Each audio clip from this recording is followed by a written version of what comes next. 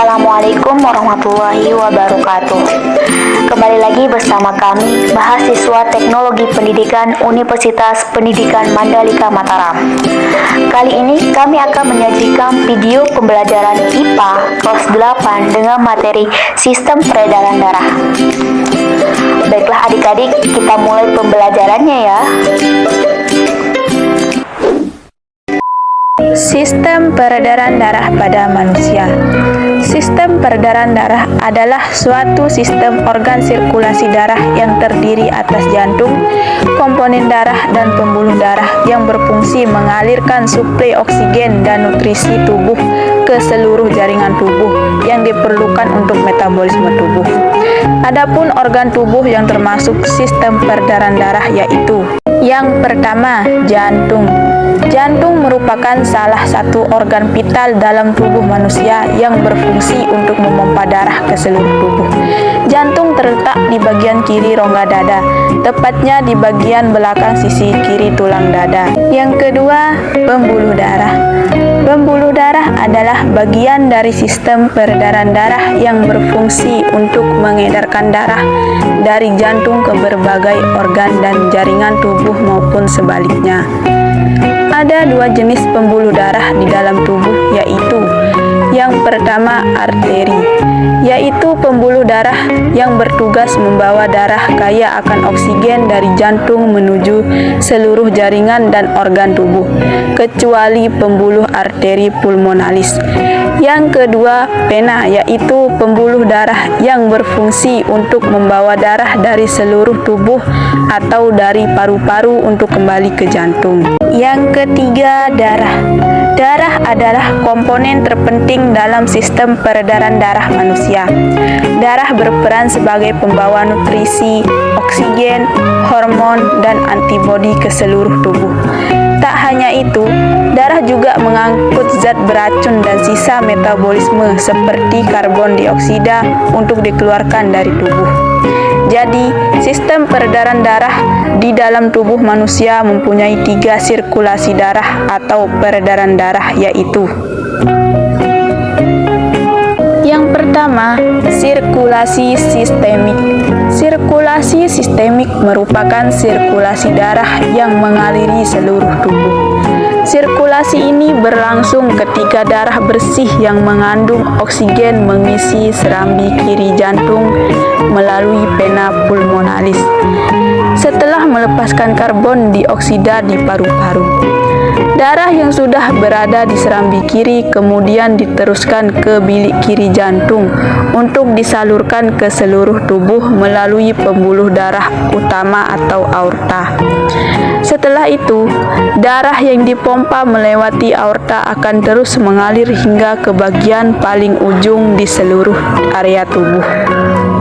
Darah lalu akan kembali menuju serambi kanan jantung untuk mengalami proses pembersihan darah. Yang kedua, sirkulasi pulmonal.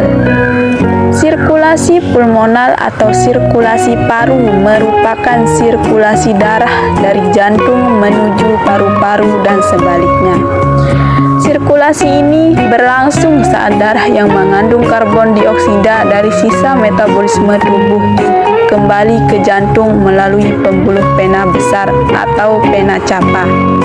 Selanjutnya, darah tersebut akan masuk ke serambi kanan dan diteruskan ke bilik kanan jantung. Setelah itu, darah akan dialirkan ke paru-paru melalui arteri pulmonalis untuk ditukar dengan darah kaya oksigen. Darah yang kaya oksigen tersebut akan kembali ke serambi kiri jantung untuk diedarkan ke seluruh tubuh. Yang ketiga, sirkulasi koroner. Sistem peredaran darah koroner berfungsi untuk mengalirkan darah kaya oksigen. Dalam sistem peredaran darah ini, darah yang dialirkan untuk memasok otot jantung. Darah kaya oksigen dialirkan ke otot jantung agar jantung bisa bekerja dengan baik. Sama seperti organ tubuh lain, jantung juga membutuhkan asupan oksigen dan nutrisi agar dapat menjalankan fungsinya dengan baik. Contoh gangguan atau penyakit pada sistem peredaran darah pada manusia yaitu: yang pertama, atherosklerosis atau aterosklerosis adalah penyempitan dan pengerasan pembuluh darah arteri akibat penumpukan plak di dinding pembuluh darah. Yang kedua, hipertensi atau tekanan darah tinggi adalah kondisi ketika tekanan darah di 130 atau 80 mmHg atau lebih. Jika tidak segera ditangani, hipertensi bisa menyebabkan munculnya penyakit-penyakit serius yang mengancam nyawa, seperti gagal jantung, penyakit ginjal, dan stroke. Yang ketiga, penyakit jantung koroner adalah kondisi ketika arteri koroner tersumbat oleh timbunan lemak. Penyakit ini menimbulkan keluhan berupa nyeri dada, sesak napas, dan gejala serangan jantung. Emboli adalah kondisi ketika pembuluh darah tersumbat oleh zat asing seperti gumpalan darah gelembung udara atau kolesterol. Defen trombosit atau DVT atau trombosit vena dalam adalah pengumpulan darah pada satu atau lebih pembuluh darah vena dalam. Penyakit arteri perifer adalah gangguan kesehatan di mana arteri menyempit atau tersumbat. Kardiomiopati adalah penyakit kronis pada otot jantung.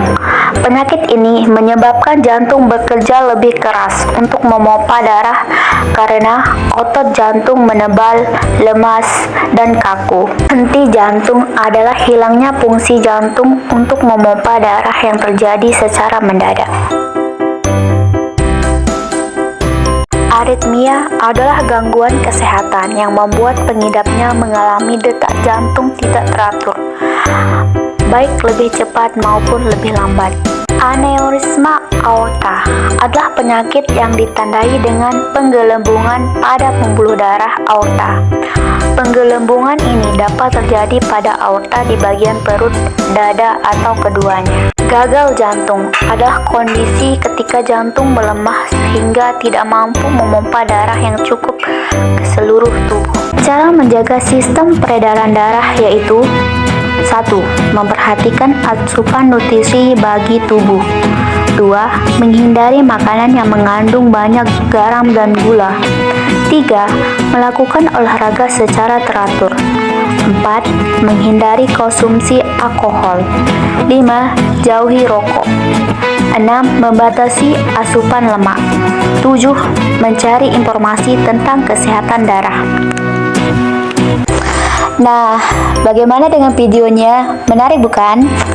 Semoga video ini dapat membantu adik-adik untuk memahami dan mengenal sistem peredaran darah pada manusia. Terima kasih sudah menonton video ini. Sekian, wassalamualaikum warahmatullahi wabarakatuh. Sampai jumpa di video selanjutnya.